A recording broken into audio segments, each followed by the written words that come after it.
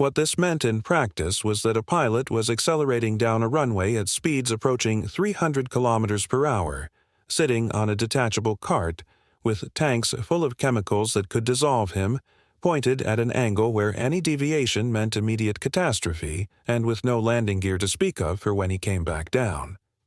The takeoff itself was violent. The Walter rocket engine pushed the aircraft from standstill to liftoff in approximately 30 seconds. 30 seconds during which the pilot experienced acceleration forces that compressed them into their seat, during which any fuel line problem would result in explosion beneath them, and during which the dolly had to separate cleanly or the entire aircraft would cartwheel down the runway. Several pilots were killed or severely injured during takeoff runs alone, before they ever reached altitude. The dolly occasionally bounced on rough runway surfaces and struck the aircraft from below. In at least one recorded incident, the dolly rebounded after separation and hit the aircraft hard enough to damage the fuselage. There was also the very real problem that the rocket engine, producing that enormous thrust, could not be throttled with precision in early variants. You were either burning or you weren't. There was no gentle acceleration, no easing into it. You committed fully from the moment the engine lit, and you held on. The climb was where the aircraft performed its most spectacular and terrifying trick. The Komet could reach 12,000 meters in under 4 minutes. 4 minutes from the runway to combat altitude. Allied bomber crews who first encountered it described something that looked less like an aircraft and more like a missile with a cockpit, climbing vertically through their formations before they had time to react. But that performance came with a brutal constraint. At full power, the Komet carried enough fuel for approximately 8 minutes of powered flight. 8 minutes. After that, the engine stopped, the rocket went silent, and what had been the fastest aircraft in the sky became a glider. A very fast glider, still capable of around 200 kilometers per hour in unpowered glide, but completely defenseless, completely dependent on the pilot finding a landing strip quickly and completely at the mercy of whatever the landing itself brought. And the landing is where the Komet killed most of its pilots. Coming in on the retractable skid that replaced the landing gear, without the dolly, the pilot had one attempt. There was no going around for a second approach. The skid created enormous friction on contact with the ground, which generated heat, which is a catastrophic problem when the aircraft's fuel tanks, even partially drained, still contained residual T-stoff and C-stoff. Any hard landing, any bounce, any deviation that caused the fuselage to flex sharply risked fracturing those tanks. And fractured tanks meant mixing propellants. And mixing propellants meant the hypergolic reaction that needed no spark, no flame, nothing except contact. Pilots who survived combat in the Komet and enemy fire and the 8-minute fuel window often died in the final 15 seconds of the landing roll because the aircraft's own chemistry detonated beneath them on touchdown. There was another phenomenon that haunted the landing approach specifically. Because the Komet came in so fast compared to conventional aircraft, Allied fighters quickly learned that the most vulnerable moment for a Komet pilot was during final approach to land. Slower, unpowered, committed to a single landing path, the aircraft was essentially defenseless. Allied pilots began patrolling the airspace around known Komet bases, waiting for that window. German commanders responded by positioning conventional fighters to escort returning Komets on approach. The fastest aircraft in the world needed a babysitter during its most dangerous minutes because it was too committed to its own lethal chemistry to defend itself. Pilots who flew the Komet regularly described a specific psychological burden that went beyond the ordinary fear of combat. It was the awareness that the danger was not in front of them. It was underneath them, behind them, soaking into the airframe around them. Enemy guns at least had a direction you could evade. The T-stoff didn't care which way you banked.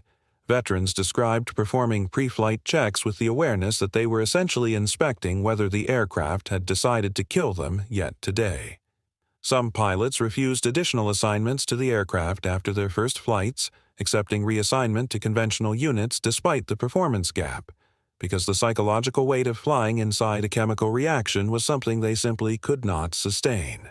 Of the roughly 300 Me-163s produced, only about a dozen Allied aircraft were confirmed destroyed in combat operations. For all its extraordinary speed and climb performance, the Komet's combat effectiveness was deeply limited by that 8-minute fuel window, by the difficulty of aiming at such high closing speeds, and by the vulnerability during approach. The Germans lost far more aircraft and pilots to the machine itself than to any enemy action. Structural failures, fuel explosions, landing accidents, and chemical casualties among ground crews combined to make the Komet one of the most statistically dangerous aircraft ever to enter operational service, measured not by what it faced, but by what it did to its own side. There is something deeply revealing about the Me-163 as a piece of history. It arrived at the absolute cutting edge of what human engineering could achieve in 1944, pushing into realms of speed and propulsion that genuinely pointed toward the future of aviation. The swept-wing design directly influenced jet aircraft developed for decades afterward. The fundamental principles of the Walter rocket motor fed into post-war aerospace research across multiple nations. The technology was real, it was visionary, and in a different context it might have been celebrated purely as a triumph of engineering. But the fuel that made it fly could dissolve the hands of the men who fueled it. The speed that made it untouchable by the enemy made it almost unlandable by its pilot. The chemistry that ignited without a spark could detonate without warning inside a damaged airframe. The Komet was a machine that demanded everything from the men who flew it and returned nothing, resembling safety in exchange. It killed through contact, through explosion, through speed, and through the simple fact that the technology had outrun any reasonable understanding of how to survive it. The pilots who climbed into it knew this. They climbed in anyway, and that, more than the speed records and the swept wings and the rocket exhaust burning white against the European sky, is what makes the story of the Me-163 Komet genuinely impossible to forget. Imagine being handed the fastest aircraft in the world, knowing that before a single enemy bullet is fired at you, the machine itself is already trying to kill you, not through mechanical failure, not through bad weather, but through the fuel running through its veins, a liquid so violently unstable that it could dissolve your skin, eat through concrete, and explode without warning. This was the reality for every pilot who climbed into the Messerschmitt Me-163 Komet, the world's first operational rocket-powered fighter. A machine that could climb faster than anything the Allies had ever seen, and kill its own pilots just as efficiently as it killed its enemies. By 1944, Germany was desperate. Allied bombers were crossing the skies over the Reich almost unopposed at high altitude, and every conventional interceptor Germany had was too slow to catch them before they dropped their payloads and turned for home. The Luftwaffe needed something radically different. What they got was the Komet, a tailless, swept-wing rocket plane capable of reaching 960 kilometers per hour. For context, the best Allied fighters of the time were pushing around 680. The Me-163 didn't just close the performance gap, it erased it entirely.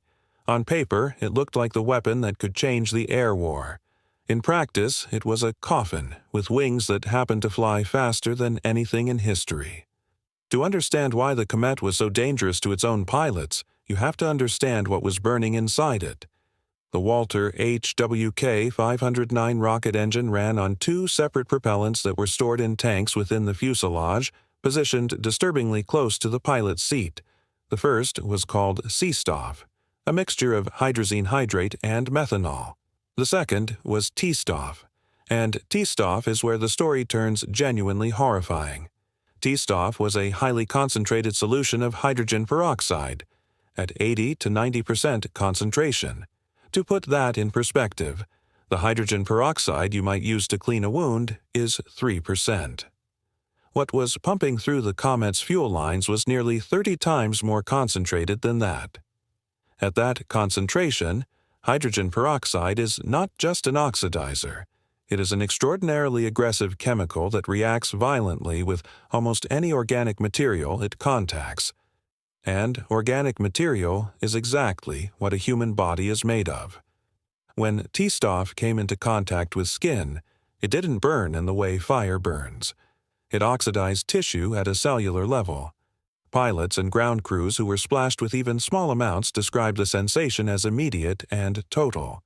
The skin would first turn white as the chemical began destroying the outer layers, then blister, then begin to disintegrate.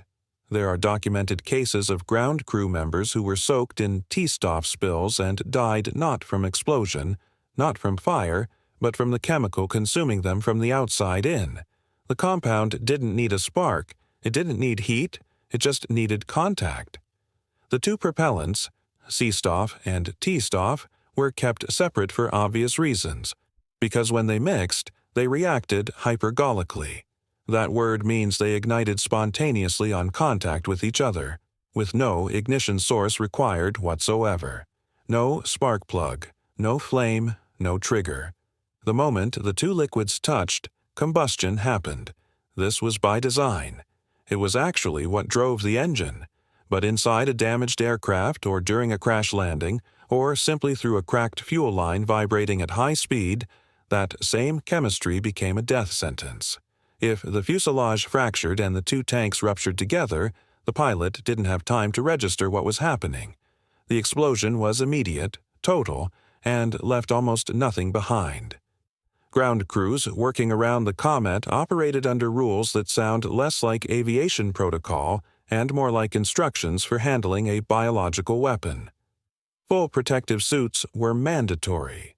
Any skin exposure was treated as an emergency.